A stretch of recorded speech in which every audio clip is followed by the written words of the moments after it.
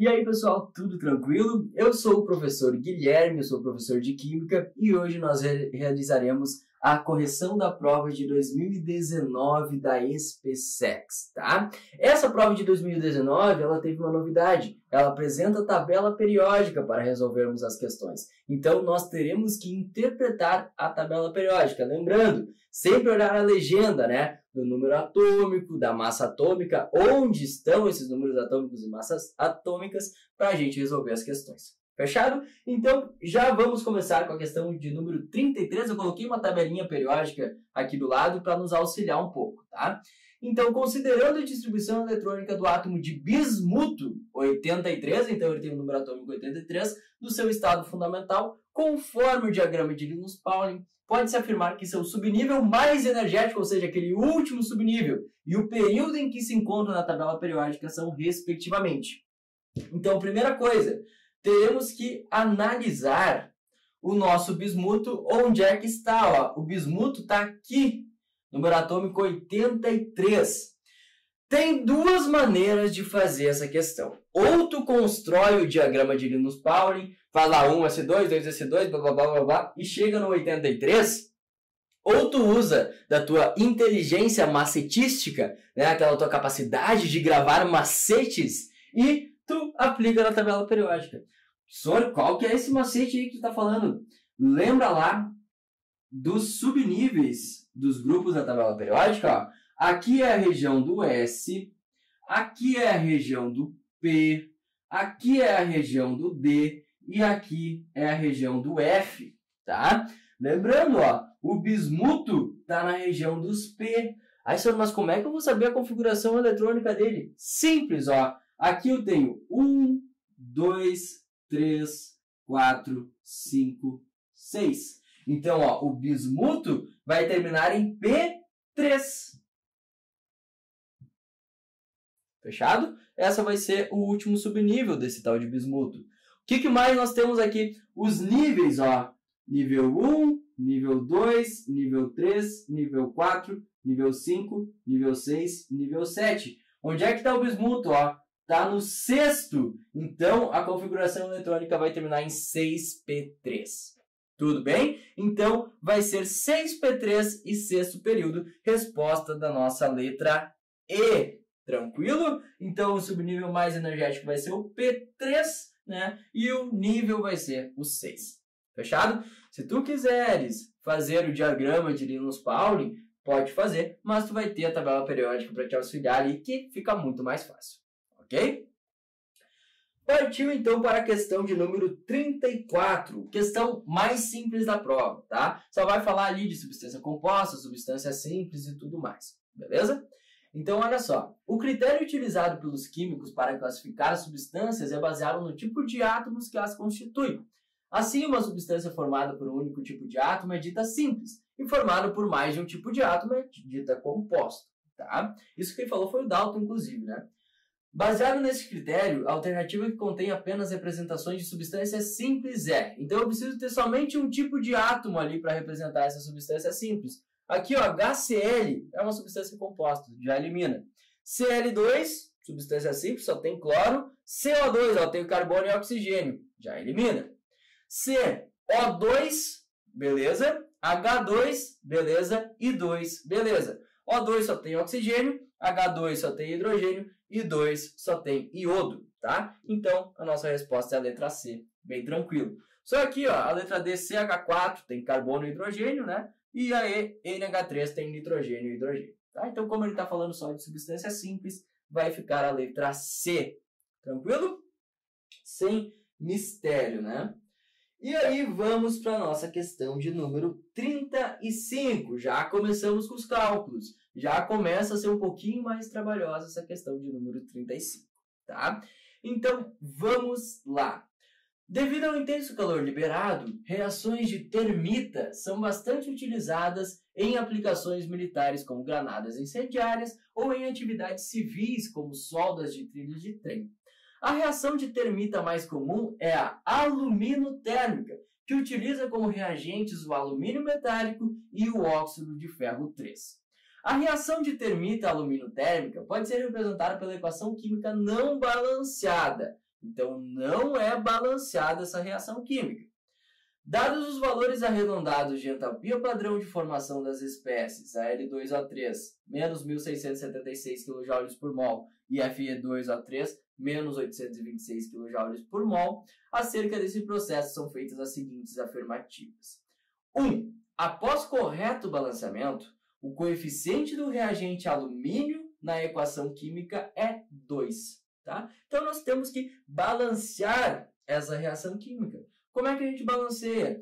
Tu pode fazer por oxirredução até, mas pelo que eu vejo aqui nesse caso tu não precisa, tá? Só tem 3 átomos diferentes aí, e aí tu não vai precisar fazer por oxirredução. Tu pode fazer pelo método de tentativas mesmo, tá? Vamos começar pelo alumínio. Eu tenho um alumínio aqui eu tenho 2, então eu vou colocar 2 alumínios aqui.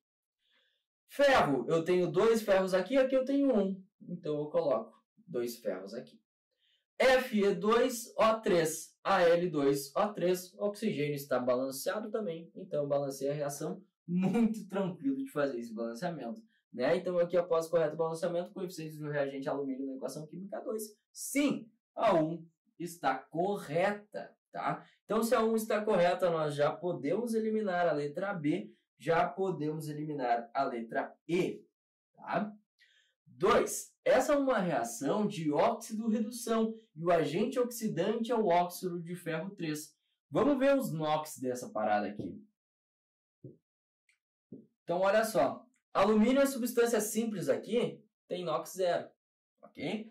Agora aqui, ó, o alumínio está em substância composta. Lembra? Alumínio tem NOx fixo, que é mais 3. Ok? Então, o alumínio ó, foi de 0 para mais 3. Deixa eu botar aqui. Alumínio foi do 0 para o mais 3. Então, lembra, variação do NOx positiva, isso vai ser uma oxidação. Ok? Então, isso aqui rolou uma oxidação. Beleza? Opa, peguei a caneta branca. Isso aqui não pode. Azul. Beleza? Então, o alumínio oxidou. Vamos ver se o ferro acontece a mesma coisa. Lembra da regra da tesoura? Ó, O3 passa para o ferro mais 3. Fe2 passa para o oxigênio menos 2. Mas aqui, ó, esse oxigênio também é menos 2. Então, não aconteceu nada com o oxigênio. Mas o ferro aqui que está com uma substância simples foi de 0. Então, te liga aqui, ó. O ferro, ele foi de mais 3 para 0. Se a variação do NOx é negativa, né, ó, de mais 3 para 0, diminuiu. Então, quer dizer que esse carinha aqui sofreu uma redução. Ok? Então, aqui tem uma oxidação, aqui eu tenho uma redução. Lembra, quem sofre redução é o agente oxidante. Quem sofre uma oxidação é o agente redutor. Então, o que ele está dizendo aqui? Essa é uma reação de óxido-redução e o agente oxidante é o óxido de ferro 3.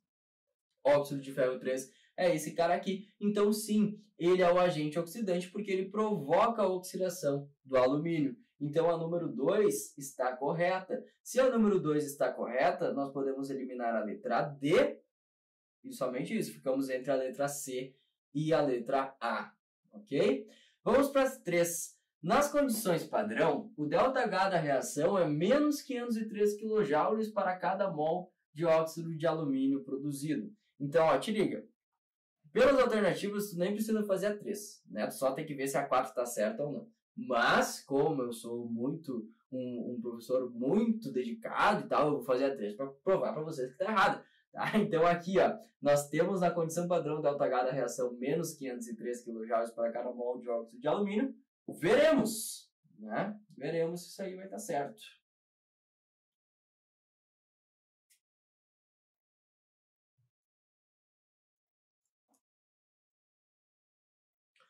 Como nós veremos isso? Através desses valores que ele nos forneceu de ΔH. Tá? Então, quando eu estou falando de ΔH de formação, eu não preciso fazer ΔH de ligação, né? Então, eu posso fazer a lei de Hess, que é o meu ΔH igual a H dos produtos menos H dos reagentes. Então, quer dizer que o meu ΔH vai ser a entalpia dos produtos, Al2O3,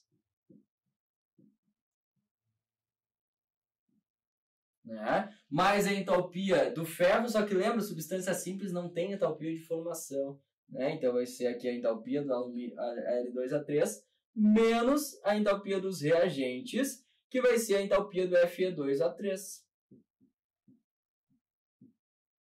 Tá? Então, o que tu vai fazer aqui? Entalpia do Al2A3, ó, menos 1.676 kJ, menos entalpia do Fe2A3, menos 826 kJ. Tá? Eu já fiz aqui na minha colinha quanto que dá isso, menos 1.676 menos 826. Ó, lembra que aqui menos com menos vai dar mais, isso vai dar menos 850 kJ.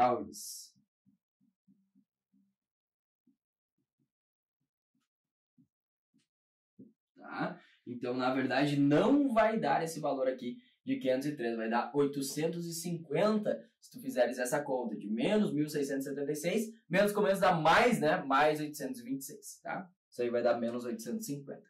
Então, a 3 já estava fora de cogitação. E a 4, na condição padrão para obtenção de 56 gramas de ferro metálico, o calor liberado na reação é de 355 kJ. Tá? Aí tu vai lá para a tabela periódica, né? Que eu até tenho aqui. Tabela periódica no ferro, ó. O ferro, ele tá aqui. Se tu pegar ali na tua prova, vai ter uma tabela periódica com mais resolução. A massa do ferro é 56 gramas, tá? Se tu pegares aqui, ó, aqui tá o ferro, tá? A massa dele é 56 gramas. Então, se tu pegares 56 gramas, é 1 mol de ferro, né? Então, aqui eu tenho 2 mols de ferro, que é 56 vezes 2, está para esse meu 850 kJ, tá? Que a gente já fez ali. Então, o que eu tenho que fazer aqui? Eu tenho lá que 2 vezes 56 gramas, né? Eu vou liberar 850 kJ. Se eu tenho somente 56 gramas, que é o que o meu problema está pedindo aqui, ó, 56 gramas, eu terei X. Então, o meu X, na verdade, vai ser isso daqui, ó, dividido por 2, né? Que é 2 vezes que eu tenho 2 mols aqui na reação balanceada, né? 2 mols de ferro vezes 56 gramas, gera 850 kJ de calor. Se eu tenho só 56 gramas, eu vou gerar quanto? Então, isso daqui é a metade, que a metade vai dar 425. Né? Então, 400 vezes 2, 825 vezes 2, 50. Então, 425 kJ. Então, a 4 não é 355, e sim 425 kJ. Por isso, a nossa resposta vai ser a letra C de certo. Fechado? Então, somente a 1 e a 2 vão ser corretas nesse caso aqui da 35. Vamos para a número 36, uma questãozinha de soluções e estequiometria, tá? Então, essa questão de número 36 é uma questão um pouquinho mais trabalhosa, mas também não é um bicho de 7 cabeças. Um analista químico realizou um experimento em que utilizou 200 ml de solução de concentração 2 mols por litro de ácido clorídrico. Tá? Isso eu já vou anotar, porque senão a gente vai se perder depois. Então eu tenho uma solução de HCl, né, ácido clorídrico, que tem uma concentração de 2 mol por litro. E tem também um volume de 200 ml. Ok? Para reagir com uma certa massa de bicarbonato de sódio, também denominado hidrogeno carbonato de sódio, notou que nem todo ácido reagiu com essa massa de bicarbonato de sódio, ou seja, o ácido está em excesso, né? Restando um excesso de ácido. Ao final do experimento, ela obteve um volume de 6,15 litros de gás carbônico. Então, o volume de CO2 vai ser igual a 6,15 litros, né? Medidos a 27 graus Celsius e 1 atm. Esse gás carbônico é oriundo da decomposição do ácido carbônico produzido na reação.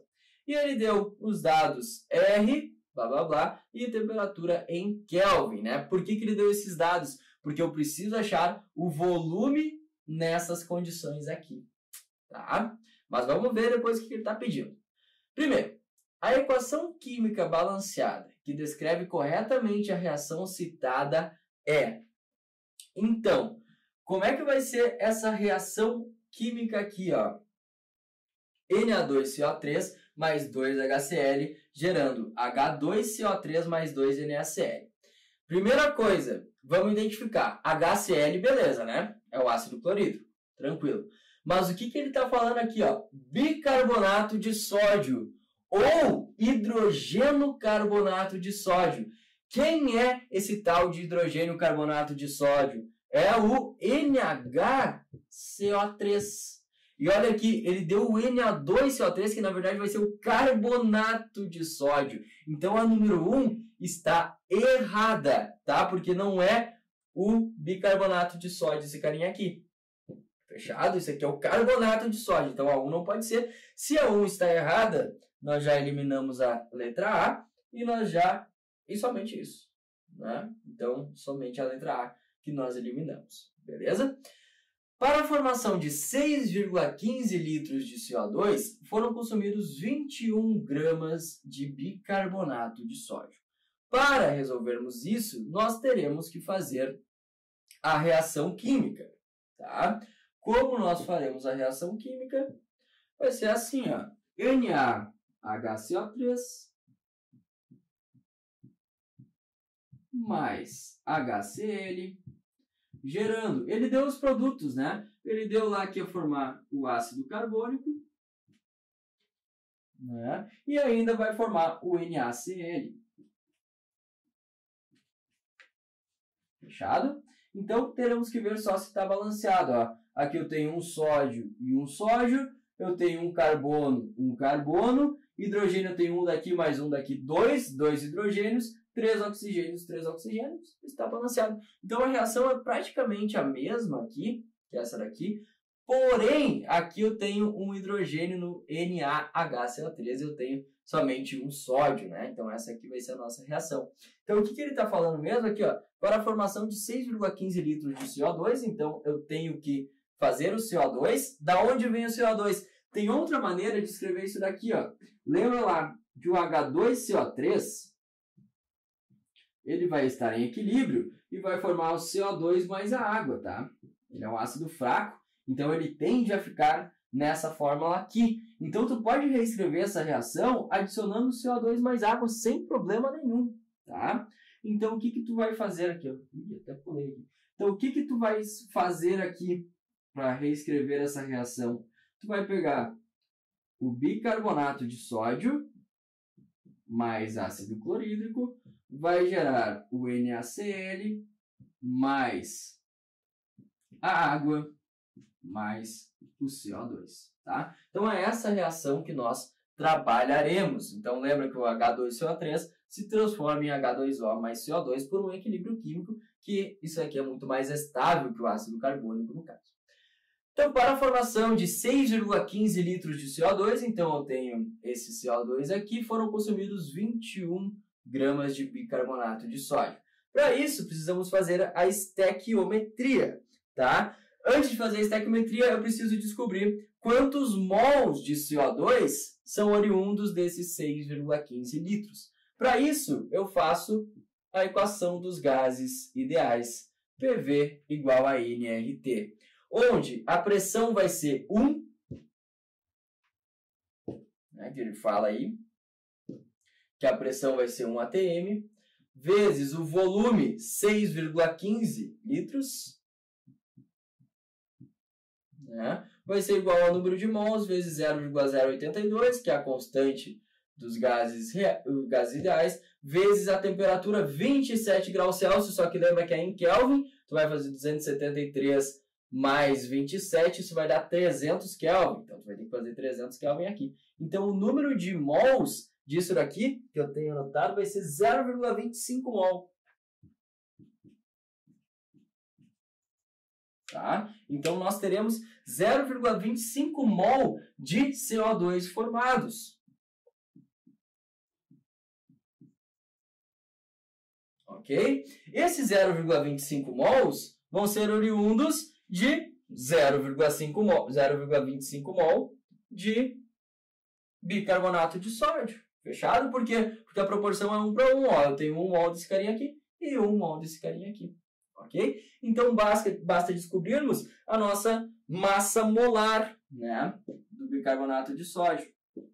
Então, eu tenho aqui, ó, que o bicarbonato de sódio, olhando na tabela periódica, vai ter sua massa de 84 gramas.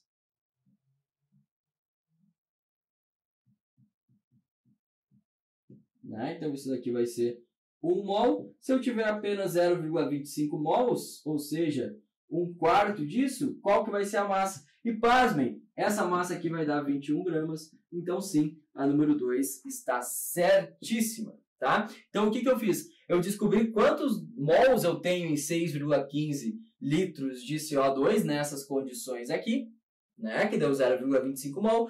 Como a estequiometria da reação é tudo 1 para 1, eu tenho que 1 mol de bicarbonato vai gerar 1 mol de CO2, ou seja, se eu tiver 0,25 mol de CO2, vão ser gerados a partir de 0,25 mol de bicarbonato. Tá? Então, aqui eu tenho o meu 0,25 mol, que vai dar 21 gramas. Então, sim, a número 2 está certíssima. Se a número 2 está certíssima, nós podemos eliminar a letra C e somente a letra C. Tá? E já tínhamos eliminado a letra A também, né? Ok? Tranquilo? Beleza, vamos para a número 3. É uma reação de óxido-redução e o ácido clorídrico é um agente oxidante. Nota, naquela nossa reação, vou até reescrever ela aqui, NaHCO3 mais HCl, gerando H2O mais CO2 mais NaCl. Na verdade, não vai ser de óxido-redução. Por exemplo, aqui o sódio está com NOx mais 1, aqui com NOx mais 1. O cloro aqui está com NOx menos 1, aqui está com NOx menos 1. E os oxigênios também vão estar todos com NOx menos 2. Tá? Então, não vai ser reação de óxido-redução. E aí sim a gente já pode eliminar algumas. Então, já tínhamos eliminado a letra A, né? Já tínhamos eliminado a letra E, né? Era a letra E que nós tínhamos eliminado? Não sei, mas vamos eliminar agora com a 3. Aqui também com a 3 e aqui com a 3 eliminamos essa aqui. Nos sobra somente a letra D, né? Então a número 1 está errada porque o Na2CO3 não é o bicarbonato. A número 2 está certa e a número 3 está errada porque não é reação de óxido-redução. E a 4, se todo esse ácido clorídrico fosse consumido numa reação completa com bicarbonato de sódio suficiente, o volume de gás carbônico produzido seria 9,84 litros. Agora, nós teremos que aplicar essa reação aqui, mas precisaremos usar um outro dado, que é aquele primeiro dado que nós tiramos, que é a concentração de HCl, né? Então, eu tenho lá o HCl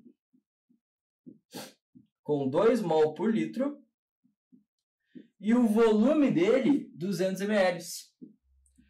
Com esses dados, nós podemos tirar o número de mols, né? Tem vários jeitos de fazer, mas eu gosto de fazer por regra de 3. Ó. Então, 2 mols estão presentes em 1000 ml, né? Porque é 1 litro, né? Então 2 mols em 1 litro.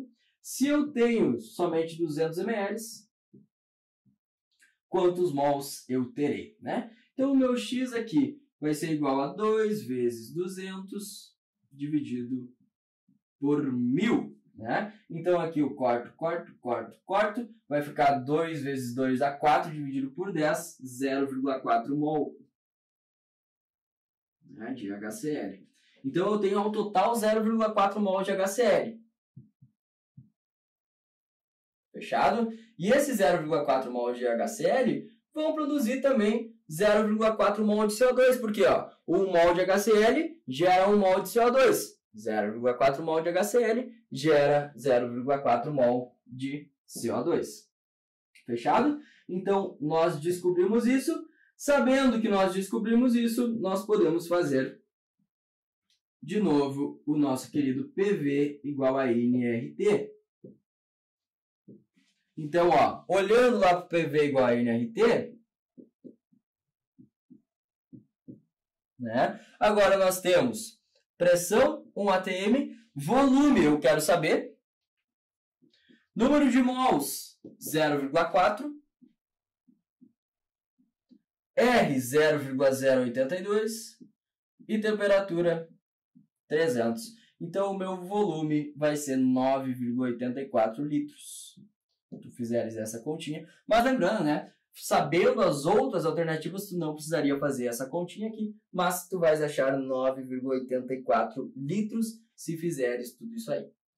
Ok? Então, uma questãozinha um pouco mais trabalhosa, essa 36, mas que fica com a resposta da letra D. Ok? Tranquilo? Bom, então vamos para a questão 37. Questão 37 é uma questão de reações orgânicas, tá? Então, dentro dessa questão, as duas reações que a gente vai trabalhar vai ser as reações de substituição, tá? Uma que a gente chama de cloração e a outra a de alquilação de Friedel-Crafts, mas as duas estão dentro do conteúdo de reações de substituição orgânica. Então, muitas sínteses orgânicas podem ser realizadas com uma sequência de reações químicas.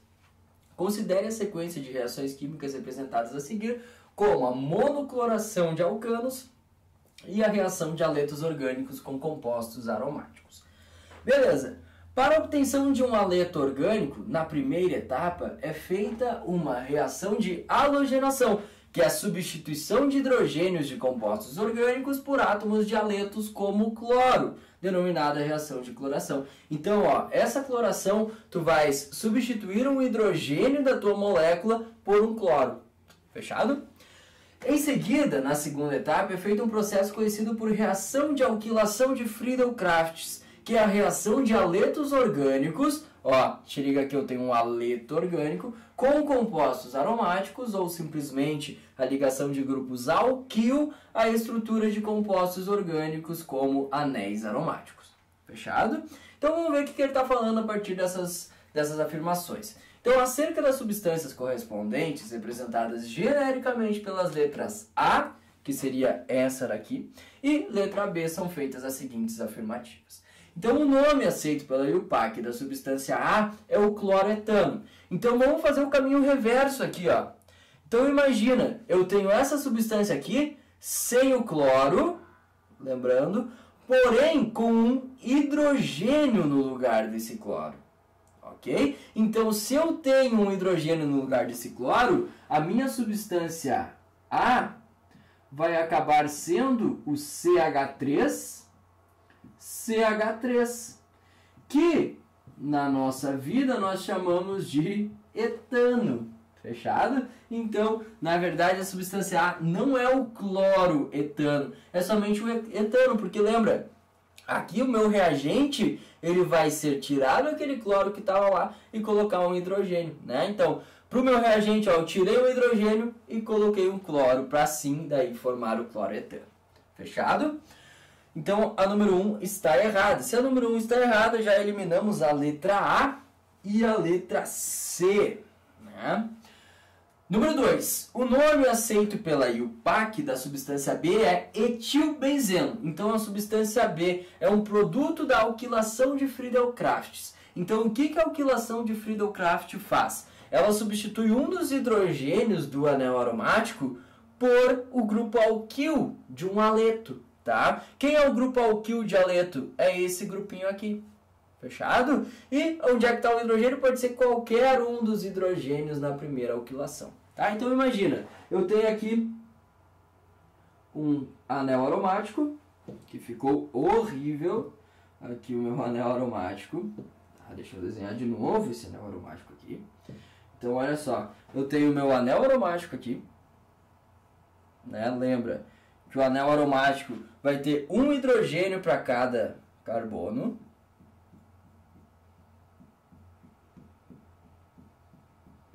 O que vai acontecer na alquilação de Friedel-Crafts?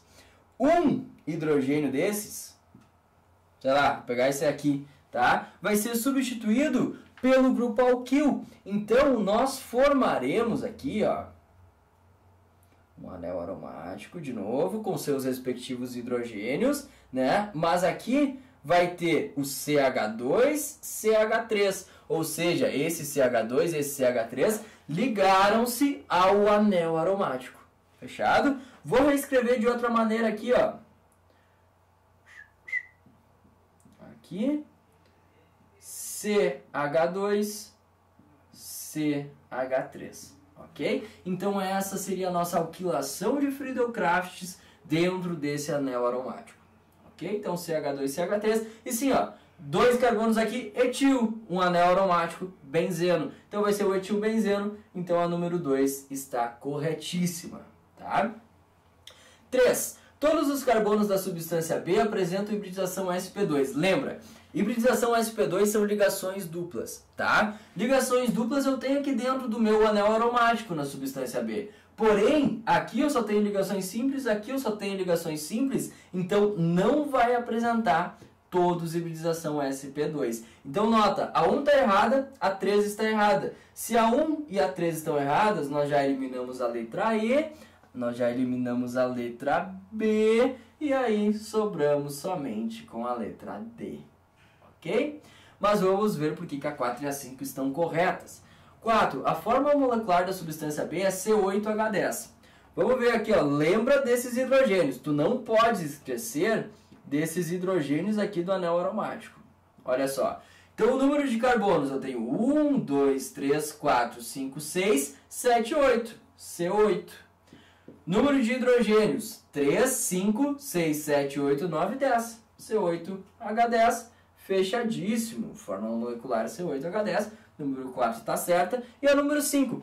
O processo de alquilação, representado pela equação da reação na segunda etapa, pode ser classificado como reação de substituição. Sim, porque substituiu um átomo de hidrogênio por um alquil, né? Que nesse caso seria o etil, o radical de cadeia carbônica. Então aqui seria o etil. Fechado? Então substituiu o hidrogênio pelo etil. Beleza, pode ser classificado como uma reação de substituição. Então ficamos realmente com a letra D. Tá? D de deu certo. Fechado?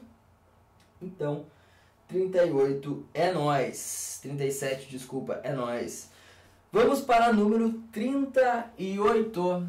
Então, a 38 é um experimento usado nas aulas práticas de laboratório da SpaceX para compreensão da reatividade química. É pautado na reação entre magnésio metálico e ácido clorídrico. Experimentalmente, consiste em mergulhar uma fita de magnésio metálico numa solução de concentração 0,1 mol por litro de ácido clorídrico. Tá? Acerca do processo acima descrito é considerado e considerando-se ocorrência de reação, são feitas as seguintes afirmativas. Número 1. A ocorrência da reação é evidenciada pela formação de bolhas de gás oxigênio. Teremos que fazer a reação. Olha só, o magnésio vai reagir com o HCl, formando MgCl2 mais H2, tá? E aí balanceando fica o 2 aqui. Então, olha, se eu só tenho magnésio e eu só tenho ácido clorídrico, eu nem tenho oxigênio aqui. Da onde que viria esse oxigênio? É impossível, tá? Não vai formar oxigênio. Então, a número 1 está erradíssima, tá? Se a número 1 está erradíssima, nós já temos a letra D e a letra A eliminadas. Número 2. Um dos produtos formados na reação é o óxido de magnésio. De novo, óxido precisa ter oxigênio. Eu não tenho oxigênio nos meus reagentes. Portanto, aqui não pode. Na verdade, vai ser formado o cloreto de magnésio. Então, a número 2 está errada também. Com isso, nós eliminamos a letra letra E. Tá? 3. O coeficiente estequiométrico do ácido clorídrico, após a escrita da equação da reação corretamente balanceada, é 2. Olha aqui, ó, já previu o futuro. Sim, é 2. Então a 3 está correta, né? Não podemos eliminar nenhuma das duas. 4. O agente oxidante dessa reação de oxidação é o ácido clorídrico. Nota aqui, ó, o NOx do magnésio aqui é 0 e aqui vai ser mais 2. Então o magnésio está oxidando, portanto o ácido clorídrico vai ser o agente oxidante. Sim, 4 está certinha. Considerando a solução inicial do ácido clorídrico de concentração 0,1 mol por litro como 100% ionizado, o pH dessa solução é 2. Tá? Então eu tenho uma solução de 0,1 mol por litro e eu preciso descobrir o pH dessa solução. Como eu faço isso? Tá? Primeira coisa, teremos que achar qual que é a concentração de H+, para produzir o pH, né? Então lembra, se o ácido clorídrico é 100% ionizado, vou escrever 100 aqui, errei. Aqui, se o ácido clorídrico é 100% ionizado, te liga que ele vai se transformar em H+, e Cl-, fechado? Então a concentração do HCl vai ser igual à concentração do H+ e do Cl-. Eu não tenho volume ali, então eu não tenho diluição, então eu vou usar a concentração dele mesmo, né? Então aqui eu tenho 0,1 mol por litro, que a concentração do H+ vai ser igual a 1 vezes 10 na menos 1 mol por litro, né? Porque 0,1 é igual a 1 vezes 10 na menos 1. Então, o meu pH vai ser igual a menos log de 10 na menos 1. Lembrando, passe o menos 1 para frente, menos com menos dá mais. Então, o meu pH vai ser igual a 1. Tá? Então, a 5 está errada. Não vai ser 2. O pH vai ser igual a 1. Então, a nossa resposta vai ser a letra B. Tá? Que somente a 3 que o coeficiente estequiométrico do HCl é 2 e a 4 que o agente oxidante é o ácido clorídrico. Fechado? Então a letra B está certíssima. Partindo para a questão de número 39, tá? Uma questão de novo, uma questão bem longa, mas ele dá todos os dados para a gente resolver ela. Então vamos lá. Em algumas operações militares, grupos especiais utilizam artefatos explosivos, como granadas de mão denominadas de luzição ou atordoantes. Após sua deflagração, a granada gera como efeitos um estampido muito alto e um intenso flash de luz, é aquela famosa flashbang, né? Que atordoa um oponente. Algumas granadas desse tipo podem possuir como reagente o componente principal o magnésio metálico em pó. Considerando a luz emitida por essa granada como resultado da reação química entre o magnésio metálico pulverizado e o oxigênio do ar, tem-se a equação da reação. Eu falei flashbang, mas é flashlight, né? Então, Mg mais O2 gerando MgO. Já notamos uma coisa, tá? Essa reação aqui não está balanceada, ó. Eu tenho 2 oxigênios aqui, eu tenho 1 oxigênio. Tem 2 jeitos. Eu prefiro colocar um meio aqui, ó, que daí já fica tudo certo, né? Mas se tu quiser colocar o 2 aqui, colocar o 2 aqui, também, né? Tanto faz. Então, acerca do magnésio e da reação descrita acima, são feitas as seguintes afirmativas. Primeira, essa é uma reação de simples troca. O que é uma simples troca? É tu trocar um elemento químico de uma substância. Aqui não, ó. Aqui tu está juntando duas substâncias. Se tu está juntando duas coisas, tu está realizando uma síntese, tá? Então essa reação aqui é uma reação de síntese, não é de simples troca, tá? Então a número 1 está errada. Se a número 1 está errada, nós já podemos eliminar a letra A, a letra E e a letra D. Olha só que maravilha, né? Então já eliminamos todas essas aí. 2. Nessa reação ocorre a oxidação do magnésio metálico. Ó, aqui o NOx do magnésio sozinho é 0, aqui o NOx vai ser mais 2. Sim, ocorre oxidação desse cara aí. Então a 2 está certa, não podemos eliminar nenhuma dessas, né?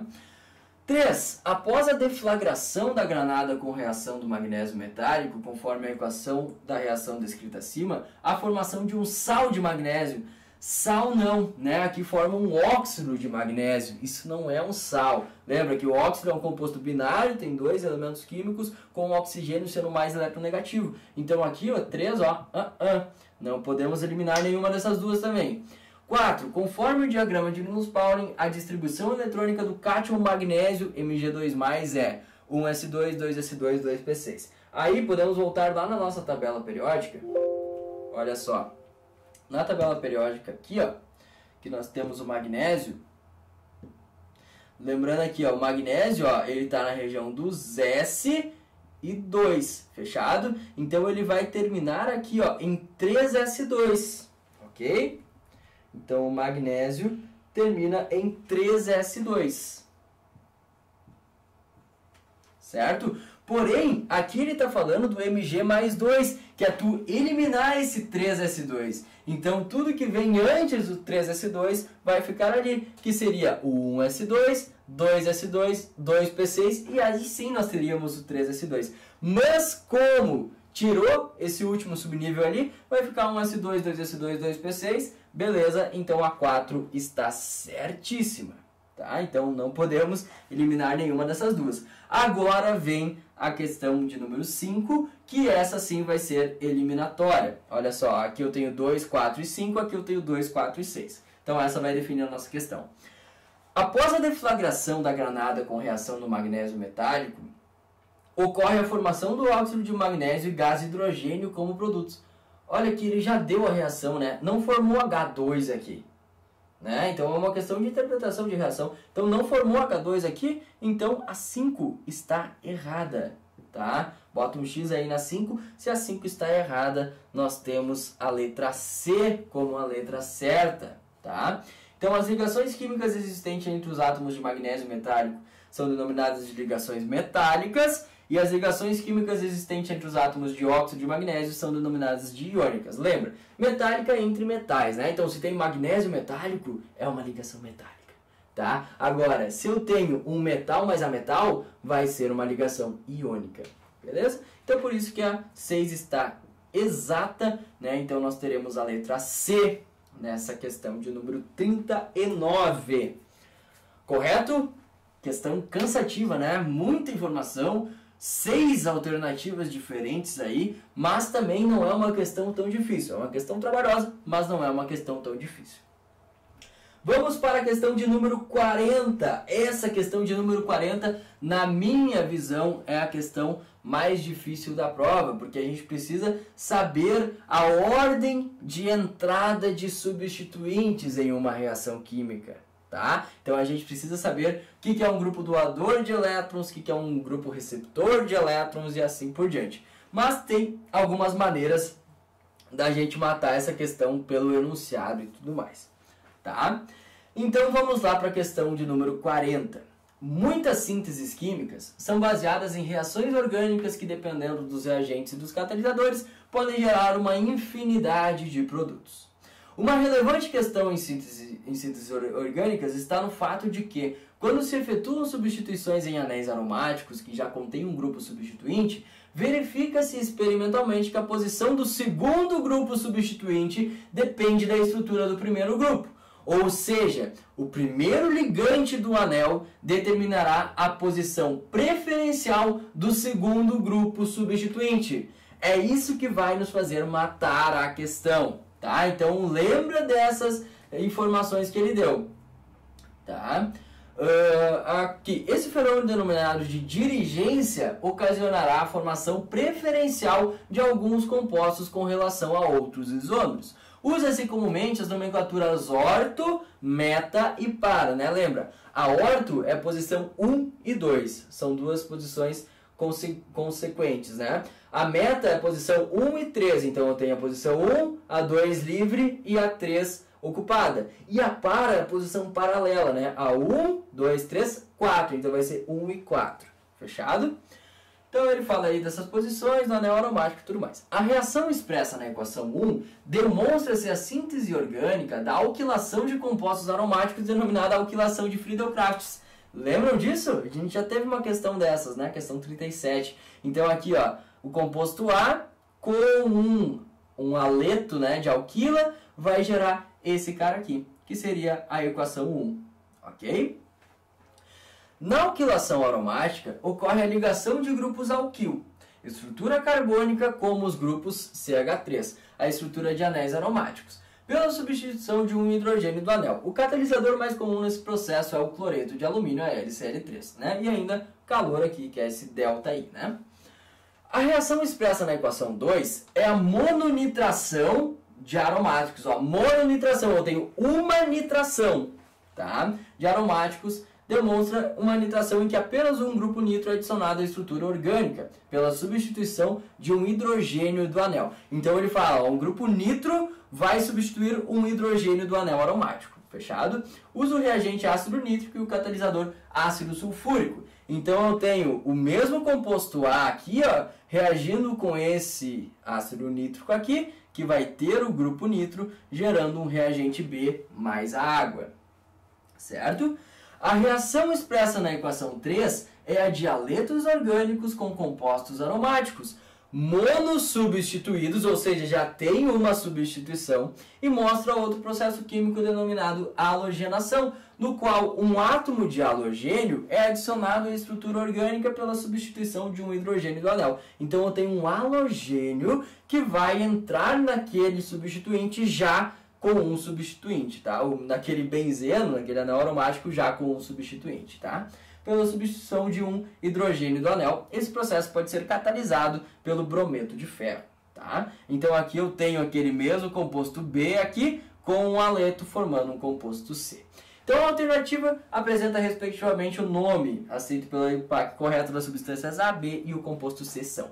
Então vamos começar com a letra A. Olha só, a letra A ele tem uma substituição, uma alquilação de Friedel-Crafts, né? Onde o alquil é esse carinha aqui e ele é substituinte de um hidrogênio. Então, ao invés desse CH3 aqui, eu vou colocar um hidrogênio. Fechado? Então, eu terei esse composto aqui. Quem que é esse composto? É o tolueno ou o benzeno? Vai ser o benzeno, né? Esse carinha aqui é o benzeno. Tolueno seria esse cara aqui, tá? Esse daqui vai ser o benzeno. Então, o composto A vai acabar sendo o nosso benzeno, tá? Opa, desculpa aqui.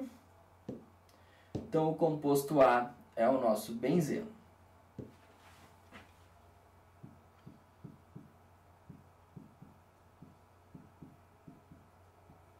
Ok? Então, beleza. Se o A é o benzeno, nós podemos eliminar a letra A, nós podemos eliminar a letra C. Ok? Então, essas duas letras aí podemos eliminar. Ok, vamos para cá, ó. Agora eu tenho o mesmo benzeno, tá? Tem aqui o meu benzeno. Tá? E lembrando, tem os hidrogênios aqui, né?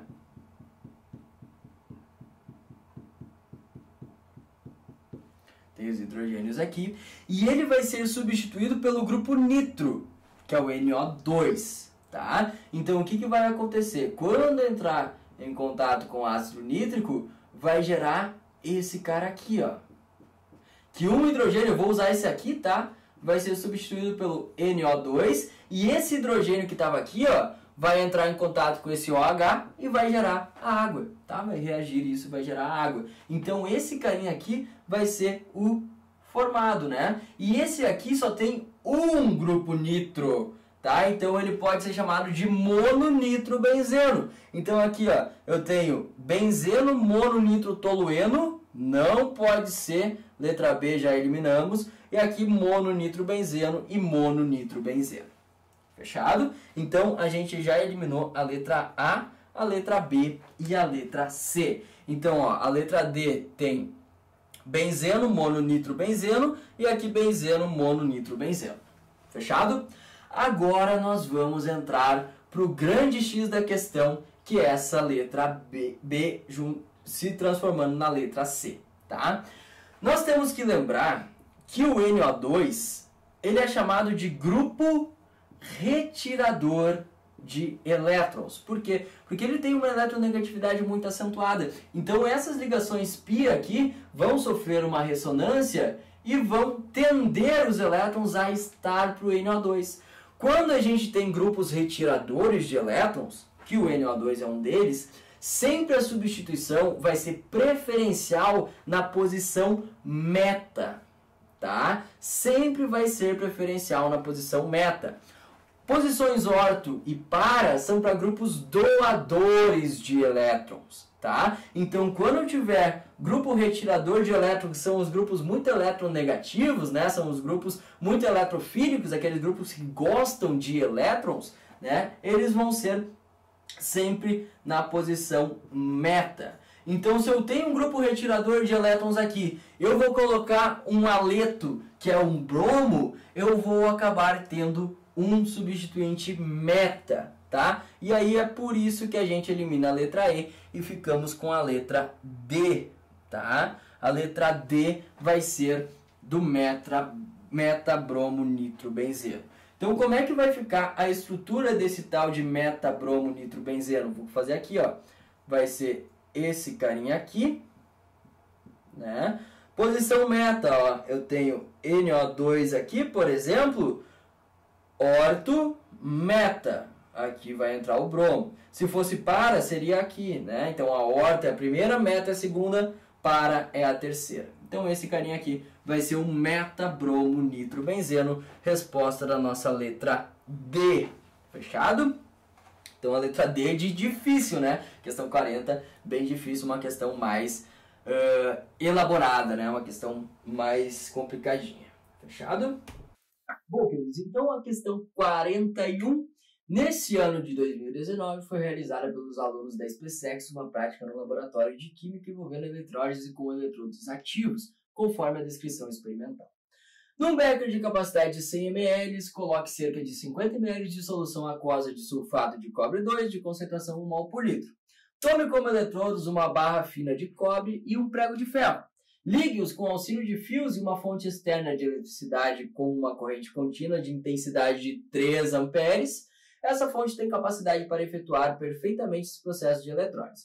O prego deve ser ligado ao polo negativo da fonte e a barra de cobre ao polo positivo da fonte. Mergulhe os eletrodos na solução durante 16 minutos e 5 segundos e observe.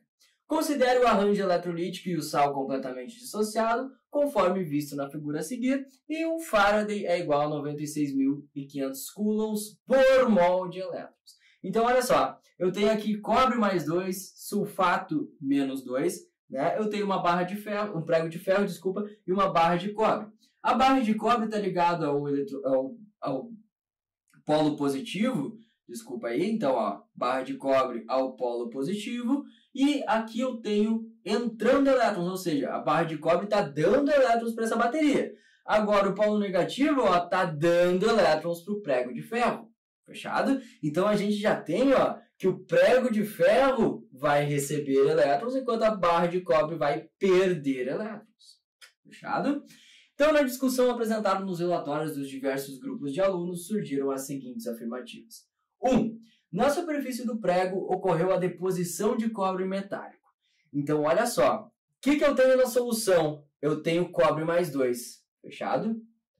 Então, eu tenho cobre mais 2. Se aqui na barra de ferro vai estar rica de elétrons, tá vindo elétrons aqui para o prego de ferro, o cobre mais 2 que está na solução vai receber 2 elétrons e vai se transformar em cobre metálico. Então, sim, aqui, na 1 está certa, vai ocorrer deposição de cobre metálico na barra de ferro. Então, aqui, vai estar cheio de cobre metálico nesse prego de ferro, tá? 2. Durante o processo, a barra de cobre se oxida. Te liga aqui, tem uma barra de cobre, ela está liberando elétrons. Se ela perde elétrons, sim, se oxida. Então, sim, a número 2 está certinha. 3. A massa de cobre metálico que se depositou na superfície do prego foi de 2,45 gramas.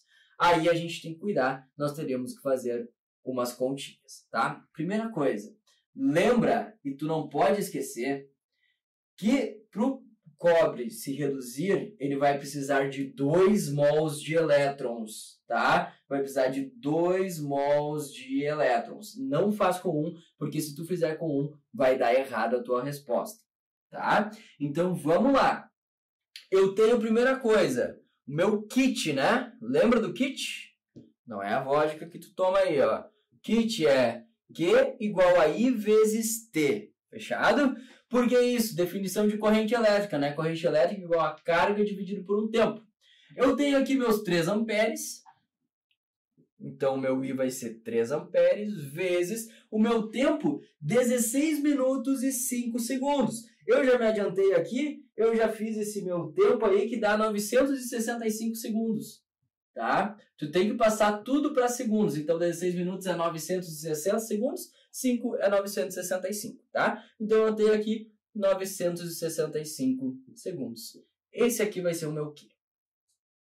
Fechado? Então, claro, a unidade disso é Coulomb. Fechado? Tranquilo? Eu fiz por gosto aqui, eu não multipliquei agora, porque se eu tenho 965 aqui e 965 aqui, pode ser um sinalzinho, né? Então eu posso ter um corte depois. Mas eu me liguei disso, tu não precisa se ligar disso na hora. Fechado? Então lembra, eu tenho ainda 2 elétrons para serem depositados. Fechado? Então, eu tenho aqui a minha relação estequiométrica. Ó. 1 mol de cobre vai ser oriundo de 2 mols de elétrons. Fechado? Então, deixa eu escrever aqui do ladinho, só para a gente ter isso anotado. Então, ó, eu tenho que 1 mol de elétrons, ou melhor, 1 mol de cobre, vai ser igual a 2 mols de elétrons, né? Vai ser equivalente a 2 mols de elétrons. E eu terei que esses 2 mols de elétrons vai ser 2 vezes 96.500 coulombs. Eu posso fazer essa relação, tá? Então, diretamente, ó, 1 mol de cobre é 2 vezes 96.500 coulombs. Fechado? Então, 1 mol de cobre é 65 gramas, tá? Ou 64, 65, tanto faz. Vai gerar 2 vezes 96.500 coulombs. Se eu tiver aqui a minha carga depositada, ó, 3 vezes 965 coulombs, eu vou ter quantas gramas, né? Então, o meu X aqui, eu já fiz ela do ladinho, aqui vai dar 0,96 gramas, tá? Então, aqui vai ter 0,96 gramas depositadas e não 2,45. Então, essa número 3 aqui está errada. Se a número 3 está errada, nós já eliminamos a letra B, a letra D. Fechado? Então, a 3 aqui está erradíssima. Vai ser só 0,96 gramas depositados no meu eletrodo. Ok? Tranquilo? 4. A semi-reação de redução que ocorre no cátodo é Cu mais 2 elétrons gerando Cu0. Correto? Ó. Cátodo reduz, ânodo oxida. Né? Então, eu tenho cátodo reduz, ânodo oxida. Então, a 4, sim, está corretíssimo. E a semi-reação já estava aqui, né? Cu mais 2 elétrons gerando Cu0. Então, nós temos que a número 1, a número 2 e a número 4 estão corretas. Então, aqui, ó, se não tem a 2 correta também, a gente já pode eliminar C. Então, a 1, 2 e 5 não pode ser. Vai ficar somente com a letra A, né? 1, 2 e 4. E a 5, a reação global é Fe mais 2 mais Cu0 gerando Fe0 mais Cu mais 2. Não, ó. Se aqui eu tenho Cu mais 2 nos meus reagentes, ele vai ter que estar nos reagentes. Então, essa reação aqui está invertida, na verdade, né? Deveria ser ferro 0 mais Cu mais 2 gerando ferro mais 2 mais Cu0. Fechado? Então, a 5 não é a reação global. Tranquilo? Então, a 41 está definida. Letra A. Certo? Já acertei. Bom, queridos, então vamos para a questão 42. O fósforo branco, substância química cuja estrutura é representada pela fórmula P4, é utilizado em algumas munições fumígenas, munições que produzem fumaça. Ele pode ser obtido a partir da fosforita, que é esse carinha aí, um mineral de fosfato de cálcio, por meio da reação com sílica, que é o dióxido de silício, e carvão coque, que é só carbono, num forno especial a 1300 graus Celsius. Então eu tenho essa reação balanceada aqui. Acerca desse processo são feitas as seguintes afirmações. Não balanceada, desculpa. Após o balanceamento da equação por óxido-redução, a soma dos coeficientes estequiométricos é igual a 35. Então eu preciso identificar qual que é a espécie que está oxidando e qual que é a espécie que está reduzindo. Para isso, eu vou olhar para a substância simples. Ó, aqui eu tenho carbono, né? E aqui eu tenho fósforo. Bom, já facilita a minha vida, porque eu sei que essas aqui vão mudar o NOx, tá? Então, o NOx do carbono aqui, ó, é 0, fechado? Aqui, o NOx do carbono é mais 2, porque ele está ligado ao oxigênio, que tem NOx menos 2. Então, o que aconteceu aqui, ó? O carbono se transformou em carbono mais 2 e liberou 2 elétrons. Fechado? Então, essa é a minha reação de oxidação. Beleza? Agora o outro, o fósforo. Deixa eu pegar uma outra cor aqui, deixa eu pegar um azul. Então, aqui o fósforo, ó, ele está como 0 aqui. E aqui, se tu fizer o chiqueirinho, tu vai botar lá o cálcio mais 2 vezes 3, né? O oxigênio menos 2 vezes 8. Tu vai achar que o fósforo aqui vai ter NOx mais 5, fechado? Então, o que eu vou fazer aqui? Eu terei esse NOx mais 5 do fósforo, que vai ser lá o P mais 5, mais 5 elétrons, gerando o meu P0, fechado? Tem o NOx 0. ok? Tranquilo? Então, aqui eu tenho essa redução. Então, o que eu vou fazer nesse caso, queridos? Lembra aqui, ó, quando eu tenho uma reação de oxirredução, eu preciso igualar o meu número de elétrons. Então, aqui, ó, para igualar, eu vou fazer isso daqui vezes 5, ok? E eu vou fazer isso daqui vezes 2, certo? Por quê? Porque daí aqui eu vou ter 10 elétrons e aqui eu vou ter 10 elétrons, certo? Então, se eu tenho 10 elétrons dos reagentes, 10 elétrons dos produtos, tranquilo, ok? Então, eu vou jogar esses números aqui nessa reação, eu vou ver o que vai acontecer. Então, aqui, ó, vezes 2, eu vou colocar aqui no fósforo, né? Porque eu multipliquei o fósforo por 2. Vamos ver quantos fósforos eu tenho aqui, ó. P2 vezes 2, 4. Quantos eu tenho aqui? 4. Beleza. Deixo eles aqui. Só deixa eu apagar esses NOx para vocês não se confundirem, tá?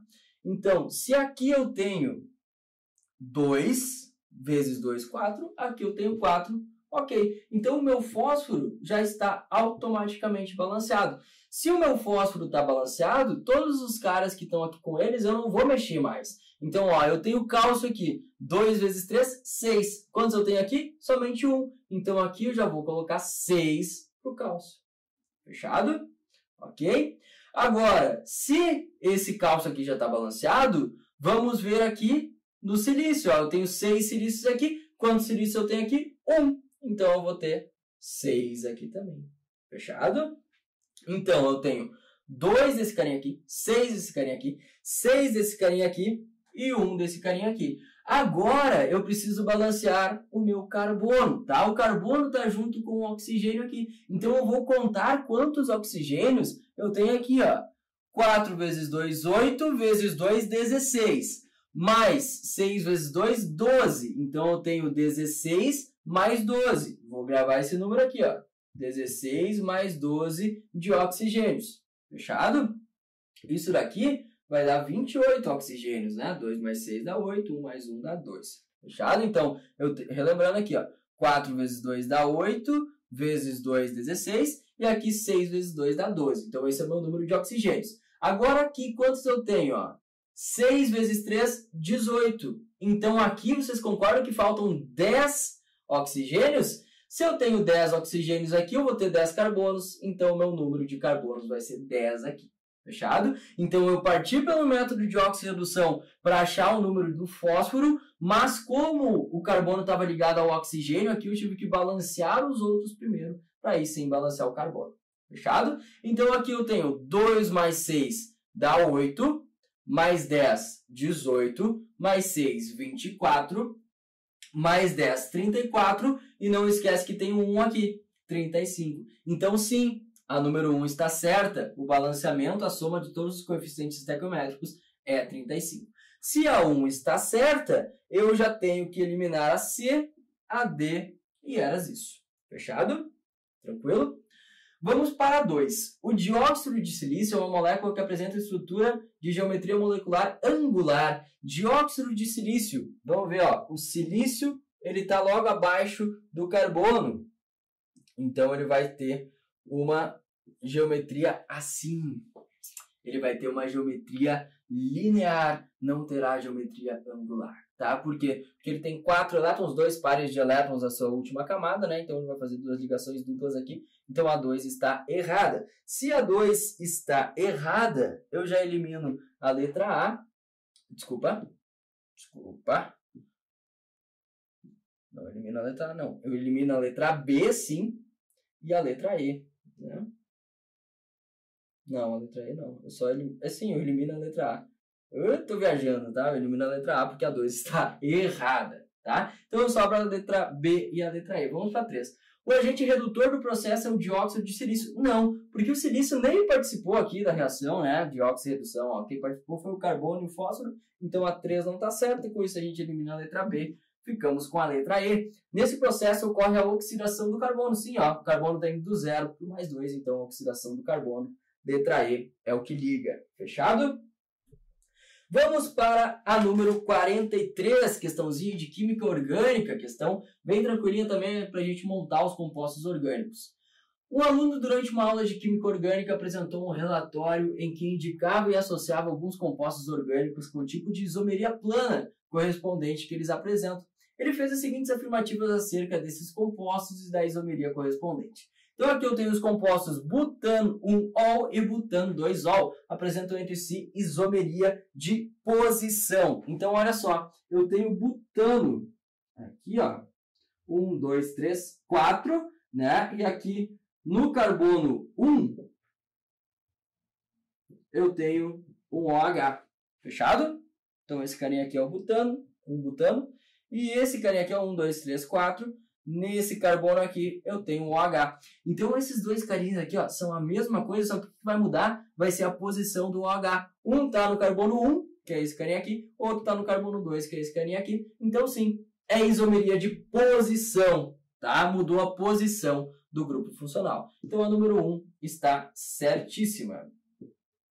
Vamos para a número 2. Os compostos pente-2-eno e 2-metil-2-eno apresentam entre si isomeria de cadeia. Vamos escrevê-los, ó. Pente-2-eno, eu tenho aqui, ó, 1, 2, 3, 4, 1, 2, 3, 4, 5.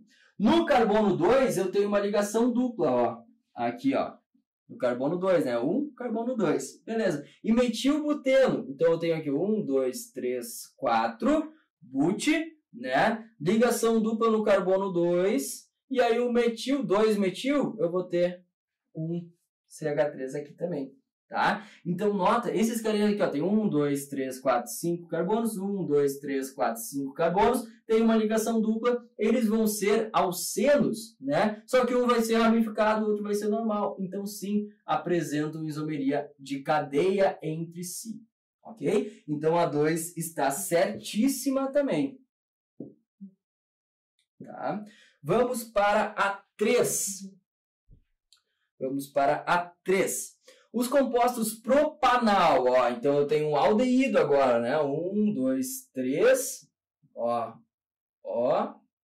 hidrogênio, ó. 1, 2, 3, prop, né? Então propanal, e propanona, que é uma cetona, que eu tenho aqui, apresentam entre si isomeria de compensação metameria. Não, isomeria de metameria é quando a posição do heteroátomo muda, tá? Ó, por exemplo, aqui, se eu tivesse esses dois caras, seria uma isomeria de compensação, de metameria. Isso daqui vão ser isomerias de função. Eles têm a mesma cadeia, eles têm o mesmo número de carbonos, o mesmo número de hidrogênios, o mesmo número de oxigênios, porém funções diferentes. Então, na verdade, não é metameria, são isomerias de função. Então, a 3 é a primeira que está errada. Se a 3 está errada, nós já eliminamos a letra B, e já eliminamos a letra E. Fechado? Por último, os compostos etanoato de metila. Ó, eu tenho 2 carbonos, um oxigênio, né? E um carbono. Lembra, etanoato de metila seria um éster, tá? E metanoato de etila seria aqui, ó, de etila, né? Esses dois carinhas aqui são os ésteres, apresentam entre si isomeria de função. Não, eles têm a mesma função, ó, etanoato de ila, metanoato de ila, né? Os dois são ésteres. Então, eles, na verdade, vão ter isomerias apenas de posição, né? Um vai ser metanoato de ila, outro vai ser etanoato de metila. Ok? Então, a 4 também está falsa. Ficamos com a letra A, alternativa 1 e 2 somente corretas. Fechado? E por último, Houston, we've got a problem, né? Houston, temos um problema. Essa frase retrata um fato marcante na história das viagens espaciais, o acidente com o veículo Apollo 13. Uma explosão em um dos tanques de oxigênio da nave causou a destruição parcial do veículo, obrigando os astronautas a abandonarem o módulo de comando e ocuparem o módulo lunar, demovendo-os do sonho de pisar na Lua nessa missão espacial. Não foram poucos os problemas enfrentados pelos astronautas nessa missão. Um específico referiu-se ao acúmulo de gás carbônico exalado pelos astronautas no interior do módulo lunar. No fato, os astronautas tiveram que improvisar um filtro com um formato diferente do usado comumente no módulo. Veículos espaciais são dotados de filtros que possuem hidróxidos que reagem e neutralizam o gás carbônico exalado pelos tripulantes. Para a neutralização do gás carbônico, o hidróxido mais utilizado em veículos espaciais é o hidróxido de lítio. Tá? Em sua reação com o dióxido de carbono, o hidróxido de lítio forma carbonato de lítio sólido e água líquida. Então vamos escrever essa reação já agora. Ó, hidróxido de lítio, LiOH, mais CO2, vai produzir o que? Carbonato de lítio, Li2, CO3 e ainda a água, né? Balanceando aqui, nós temos 2 lítios, né? E aí a gente consegue balancear essa reação. Fechado? Considerando o volume de 246 litros de gás carbônico, então eu tenho 246 litros do meu gás carbônico produzido pelos astronautas, a massa de hidróxido de lítio necessária para reagir totalmente é quanto? Né? E aí, ó, eu tenho a 27 graus Celsius e 1 atm, ou seja, eu não vou poder usar o 22,4, eu vou ter que apelar para o PV igual a nRT. Tá? Então a primeira coisa que nós teremos que fazer é achar quantos mols há em 246 litros de gás carbônico. Então nós temos aqui, ó, PV igual a nRT. Qual que é a pressão que eles botaram aqui? 1 atm vezes o volume, 246 litros. Igual o número de mols que eu quero saber, 0,082 é a minha constante, né? Vezes a temperatura, 27 graus Celsius, para Kelvin é 300, né? 273 mais 27 vai dar 300, né? Então o meu número de mols, se tu fizeres essa conta aí, vai ser 10. Então eu terei 10 mols de CO2. Fechado? Então esses 246 litros são equivalentes a 10 mols de CO2. Ok? Tranquilo? Agora, o que ele quer saber? Ele quer saber a massa dessa reação. Então, eu tenho que 2 mols de hidróxido de lítio reage com 1 mol de CO2. Se eu tenho 10 mols de CO2, quantos mols de hidróxido de lítio eu posso ter? Né? Então, para isso, eu preciso lembrar de escrever a massa do hidróxido de lítio. Né? Que o hidróxido de lítio, na verdade, vai ser 24 gramas a massa. Lítio é 7 gramas, oxigênio 16, hidrogênio é 1, tá? Então vai ser 24 gramas. Então eu tenho aqui, ó, 2 vezes 24 gramas do meu hidróxido de lítio, né? Porque eu tenho 2 mols vezes a massa molar, vai reagir com 1 mol de CO2. Fechado? Se eu tenho 10 mols de CO2, quanto que vai ser o meu X? Então, 2 vezes 24 dá 48, vezes 10, 480 gramas. Tá? Então, eu terei 480 gramas, quase meio quilo, de hidróxido de lítio, que vai dar a resposta da nossa letra E. Então, queridos, agradeço muito a atenção de vocês até aqui. Né? A prova de 2019 foi uma prova bem difícil de ser resolvida. Teve 2 questões de reações orgânicas, por exemplo, né? Uma mais facinha, a outra bem difícil, que tinha que lembrar a posição do grupo retirador de elétrons, né? Mas também não é nada de bicho de 7 cabeças. Quem estudou, tenho certeza que está bem tranquilo quanto a isso. Qualquer dúvida, lembre, né? Se inscrevam no canal aqui da Zambuja. Também deixem seu comentário aí se tiver alguma dúvida, que eu estarei pronto para responder vocês, tá? Eu sou o Guilherme, professor de Química, e fiquem bem. Tchau, tchau.